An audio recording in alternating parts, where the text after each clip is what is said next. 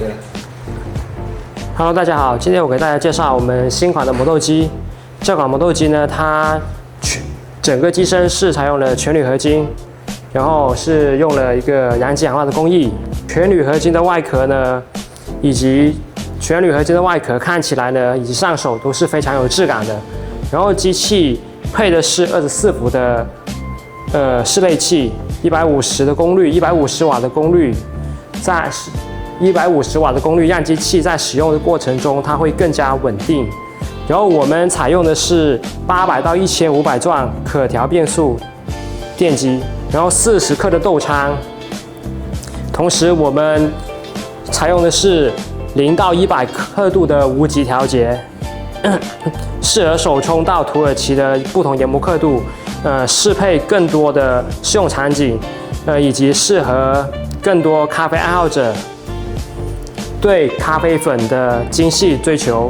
还有一个关键功能是我们在机器上使用了等离子装置，即使是深烘的豆子，我们也能做到零飞粉。可以看到刀盘是很容易拆卸的，我现在拆给你，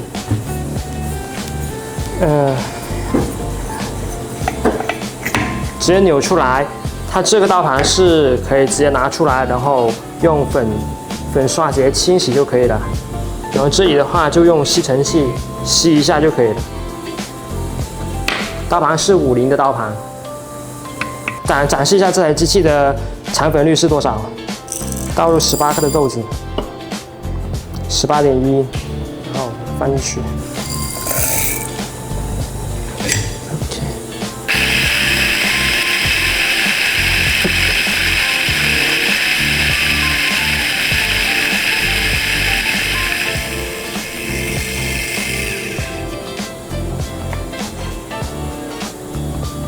残粉率只有0.1，可以看到它是有500到800到1500转的调节范围，应对的是不同的豆子。比如你是浅烘豆的话，手冲的话需要慢速，就减少豆子发热会流失风味。然后我们现在试一下它的转速调节。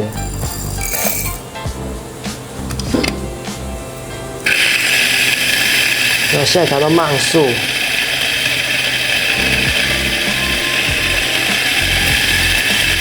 这是快速。